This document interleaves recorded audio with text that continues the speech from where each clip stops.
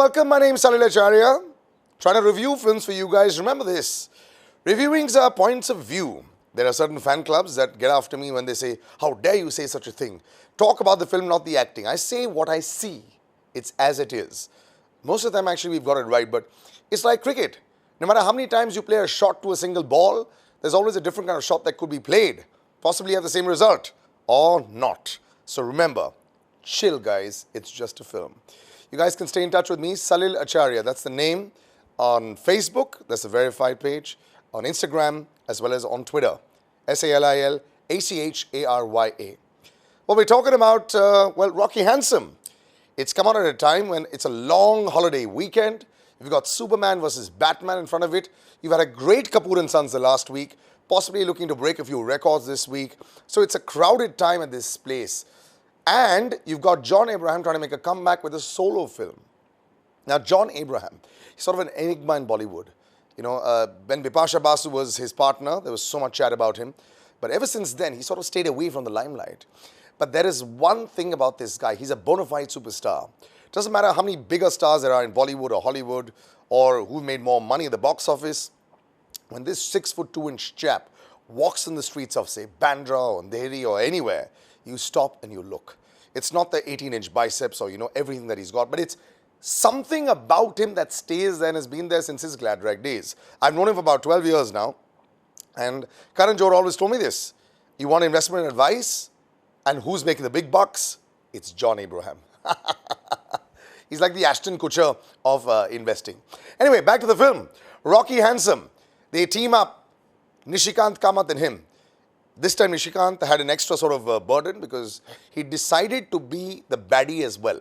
There's a story to that. They release it at a time when there's a lot of action happening around. Baghi's trailers come out, which is bone-breaking, so people are comparing it with that. Force 1, of course, broke a few records as far as action sequences were concerned. This is, remember, before a time that you'd seen a Tiger Shroff doing it all the time, right? So Vidyu Jambal was very good there. And now you've got them trying to repeat the success of Force 1. Not with Force 2, but with a film like Rocky Handsome, which is, well, it's very similar to that kind of zone. So, lots of pressure riding among them. Also, when you have John Abraham, you're not expecting like this acting class. So, you've got to see a little more than that, right? So, we've been watching this kind of body since, I wouldn't say Dostana, I would say more like Shootout at Wadala. This humongous size has been since then. So, I felt it sort of restricted John, when he tries to do other kind of films, like Welcome Back. With a comedy, it's like him shaking because can't really move too much because it's so much muscle. But this sort of film suited him. The action in this film, very similar to Holiday. If you've seen Holiday, Akshay Kumar personally told me when he said they try to change the action and do very hand-like action. This film has a lot of hand-on movements, and that's why the bone-crunching sequences are even bigger. The inspiration of the film? A Man from Nowhere. It's a South Korean film, which a lot of viewers, I will tell you, one of the first films I did, Avarapan, 2007, which I acted in with Mohit Suri, was also taken from a Korean film. And a lot of Korean films, especially the action sequences, serve as a sort of blueprint for a number of Bollywood films. And because you don't end up watching those Korean films, you don't know that they exist. But in this case, they've mentioned it quite well that it's loosely based on The Man from Nowhere. And the man literally is from nowhere. That's the story plot pretty much. You don't know too much about the past and you don't know why he's such a brooding guy, why there are probably 17 lines that he says in the whole film, only maybe that's also exaggerated. But there's this darkness to him that is there. The only thing that is dear to him is his friendship with this little kid, Dia, or Naomi as she's called in the film. And Naomi's mother messes up badly, man. Okay, so she gets involved with this drug mafioso and she steals from them. So they steal her kid and they've got this organ donation, not legal obviously, scene going on. So that's the basic plot. They take her away from him. He comes back to take revenge and breaks everything that walks or doesn't walk in between. So essentially, it's a slam bang, thank you ma'am kind of movie, right? So is there too much of acting or something that you can look forward to? Not really. Does John take it up a notch as far as his acting is concerned? Yes and no. He takes it as much as he could, but he's never going to be an Irfan Khan, so don't expect that from him. But the action is, wow, it's fantastic. It's crisp, it's quick, especially the second half where it gets a lot better, it gets a little crisper. And you will want to see some of that, but it gets a little too much, I think. There's not much more to see. It looks like one of those, video games where you're constantly just beating up everyone. Nishikant Kamat, why he became the villain in this film? That is only because the guy who was supposed to play the villain didn't show up. And this is from the horse's mouth himself. That's true. He didn't show up. So Nishikant actually came and shaved his head and grew this French beard and suddenly showed up on set. And John said, whoa, is that you? And he said, yeah, I got to play this.